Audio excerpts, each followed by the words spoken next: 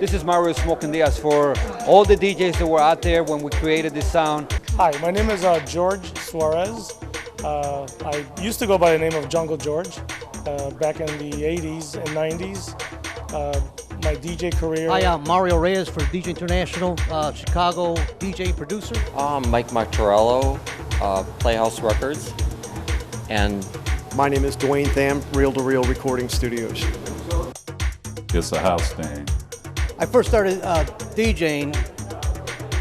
Well, let me go back. I was like 13 years old, and I went to a Sweet 16, and I saw this DJ that was spinning on 2 turntables. And I remember the song he was playing was Groove Line by Heatwave, and he was going from one record to another, backbeating. We call it phasing at the time. He was putting 2 records together, the same tune. Kenny Jason. Sudden you're doing something that's okay to do, and if the music served a point back then, I think if it became an issue of keeping the streets a little bit safer or keeping the people away from trouble, the music probably did a little bit of that. So that's something that a lot of people don't give the music that credit for. But you're right. No, but I mean, I hosted tons of parties back then, and I know all the parties I hosted, and I know how many people were there. And if you take all the numbers of people that were at these events, at the Alcatraz or wherever, where weren't they? They were not on the street because they were inside. They were partying. They were having a good time. So the knuckleheads that were on the streets were the ones that were not involved, and the kids that were listening to the radio, watching the videos, and going to the parties, they were staying out of trouble. And maybe that's probably true. You know, if the music did anything socially besides getting people to get along, and then the racial lines, there was no racial line back then, because between Little Village and Farragut High School, you're talking about the difference between Cermak and 26th Street. That's only 4 blocks. Right. So you would go to events where the people were mixed, the music was mixed, and for the most part, there was no trouble. Right. So socially speaking, it kind of became acceptable to like the same music that somebody else liked, which is a little different with other genres of music. You say heavy metal and kind of know what the demographic is going to be. You can say country and kind of know what the demographic is going to be. You'll say house music or freestyle music, and the demographic could be anything because everybody liked it. Back then it was called Kenny J with TK Disco, Mobile Disco. So, and soon after that, I started hearing them on DAI, Disco DAI. So you want to know about the history of house music? I was there at the beginning. House music was all about me. So I was there from the very. Actually, you know what? In 1984, we had a record pool party. We belonged to Audio Talent Record Pool. I was just one of many people that were there, and I remember Rocky and Benji was there, and we all talked about how, hey, we got this new record that's coming out, and we think it's going to be it's going to be something. And then they played Music is the Key. How am I doing so far? At a record label.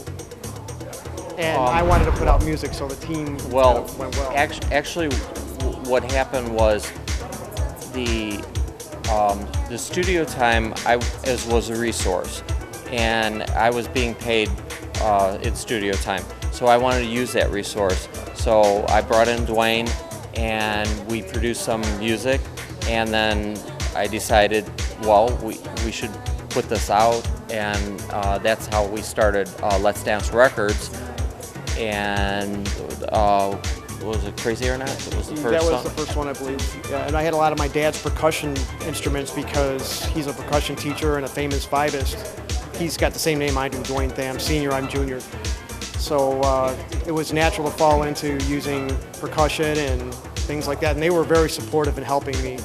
And so I'm ever indebted for letting me have the studio at their house. I started with an 8-track reel-to-reel 1/4-inch Fostex A8, and that's what Single Girl was recorded on.